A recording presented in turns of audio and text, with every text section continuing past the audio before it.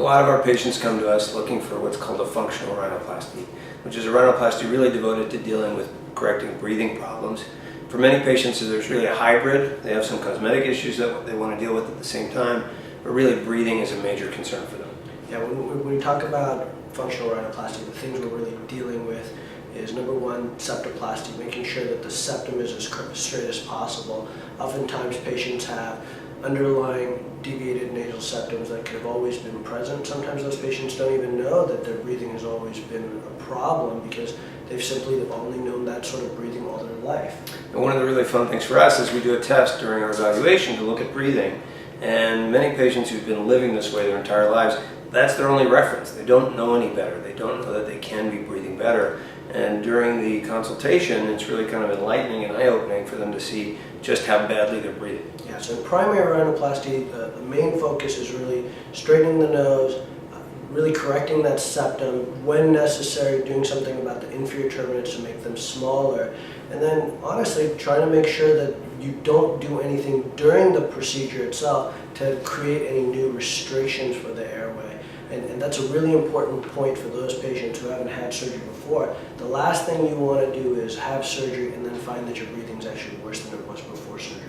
And very often when there's a breathing issue, we can see it externally. So right when patients come in, even before we look inside the nose, we can get a sense of, hey, there's something going on here. Either the nose is crooked, the bones are crooked, the tip might be twisted. We can sometimes see some valve collapse where the side walls or the tip cartilage themselves are collapsing and need to be addressed. And the two things go hand in hand. We can't make a nose straight without improving breathing and vice versa. And getting a nose perfectly straight is actually one of the harder things to accomplish in rhinoplasty. Yeah, so in twisted noses or broken noses, it's really important to see somebody who's specialized, double-boarded ENT and facial plastics, because then the functional components that need to be addressed are really dealt with.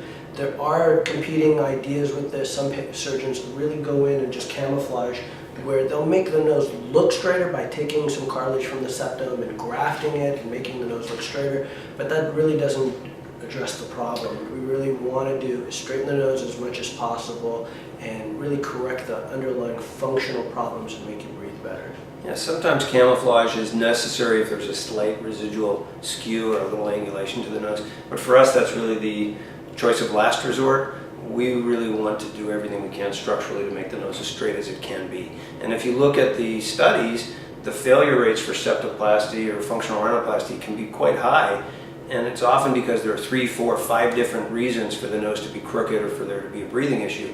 And unless each of these is looked at by a double board certified ENT facial plastic surgeon, unless they're addressed during surgery, it's not going to be counted as a success. So if you have a broken nose, it's important to see somebody who really understands how to deal with this. Even if you just fractured the bone, sometimes the valve itself has been pushed in as well. The opposite isn't true. When you refracture the bone out, that doesn't mean the cartilage is going to follow with it. So for all these reasons, if there's a twisted nose problem, broken nose problem, it's important to see somebody who knows what they're doing.